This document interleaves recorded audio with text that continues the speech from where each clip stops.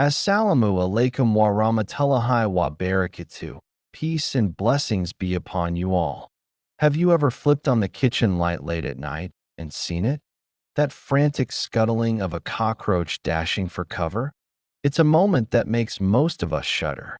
They're unwelcome guests, often seen as a sign of uncleanliness, and we immediately want them gone.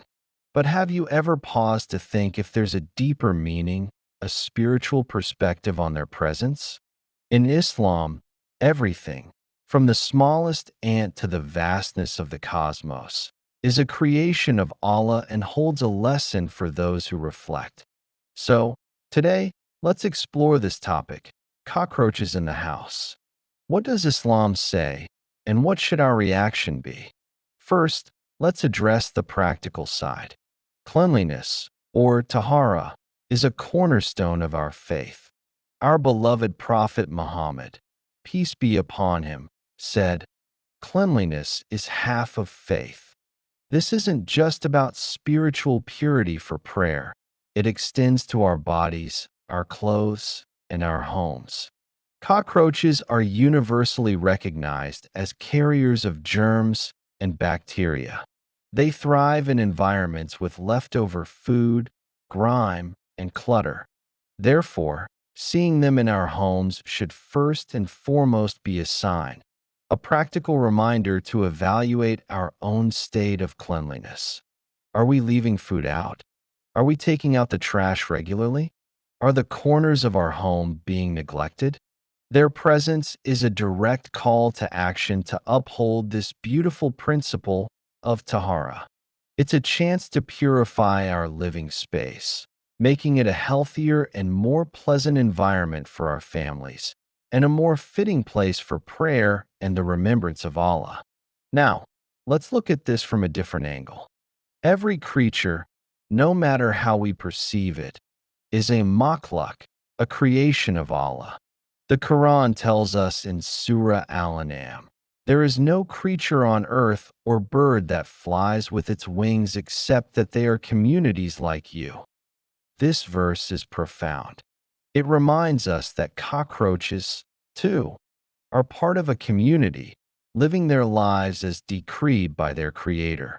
They are a sign, an ayah, of Allah's magnificent power to create life in countless forms, each with its own purpose and function in the ecosystem, even if we don't fully understand it. They are a testament to His attribute as Al-Khaliq, the Creator. So, while we have the right and responsibility to remove pests from our homes for hygiene and safety, we should do so without cruelty or hatred. Our response should be measured and humane. The goal is to make our home inhospitable to them through cleanliness, not to engage in a vengeful war against Allah's creation. This brings us to the important Islamic principle of not harming animals unnecessarily. While we are permitted to deal with pests that cause harm or are a nuisance, the method matters. The Prophet, peace be upon him, taught us compassion towards all living things. There are stories of him telling companions to be gentle even with animals intended for food. This mercy extends to all creatures. Therefore, when dealing with a cockroach infestation, we should choose the most effective and least cruel methods available. The primary method should always be prevention through cleanliness. Sealing cracks, fixing leaks, and storing food properly are the first and best lines of defense. If extermination becomes necessary, we do it out of need, not out of sport or anger, remembering that these creatures are also under Allah's dominion. Let's also consider the spiritual dimension. Sometimes, trials and annoyances in our lives, even something as seemingly small as a pest problem, can be a test from Allah. It can be a test of our patience, a test of our cleanliness, and a test of our reliance on Him.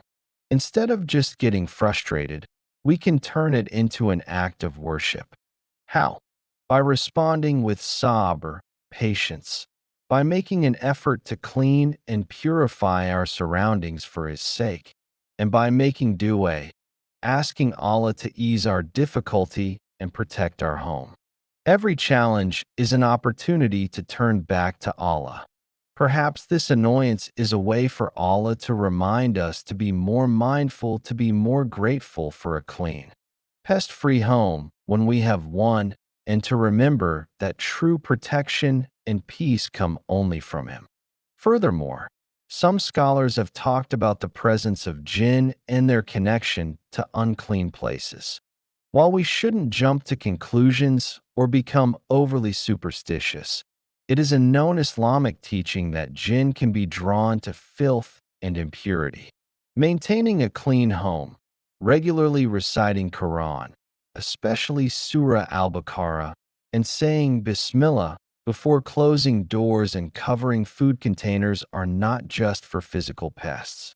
These are powerful spiritual protections that create a barrier against all kinds of harm, seen and unseen. So, when you clean up to get rid of cockroaches, know that you are also fortifying your home spiritually. You are creating an environment that is pleasing to Allah and repellent to shayateen and other sources of negativity. It's a beautiful synergy where physical action and spiritual intention work hand in hand. So, to summarize what we should do when we find these unwanted guests. First, see it as a reminder, a nudge from Allah to enhance the cleanliness and purity of our home, which is half our faith. Take immediate, practical steps. Clean thoroughly, store food properly, and seal any entry points. Second, act with mercy. Remember, they are Allah's creation. Use effective and humane methods to remove them, prioritizing prevention over harsh extermination. Avoid cruelty. Third, turn to Allah.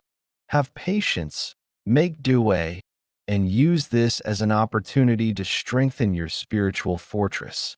Recite Quran, remember Allah often in your home, and practice the sunnahs of protecting your household, like saying Bismillah. By doing this, you're not just solving a pest problem. You are actively turning a nuisance into an act of worship and drawing closer to Allah. You are elevating a simple household chore into a spiritual practice. In conclusion, the sight of a cockroach in our home doesn't have to be just a moment of disgust.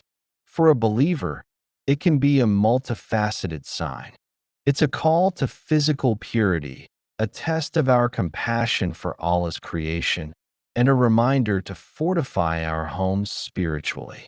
By reframing our perspective, we can transform our reaction from one of simple annoyance to one of mindful, faith-based action.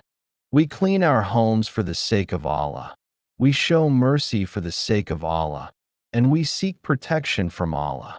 And that is how we, as Muslims, can find a lesson and an opportunity for good in all of our affairs, even in the scuttling of a tiny cockroach. Thank you so much for watching. I hope this reflection was beneficial. If you found value in this video, please give it a thumbs up, share it with others who might benefit, and don't forget to subscribe to the channel for more content like this. May Allah protect all our homes and keep them as places of peace, purity, and remembrance. Assalamu alaikum.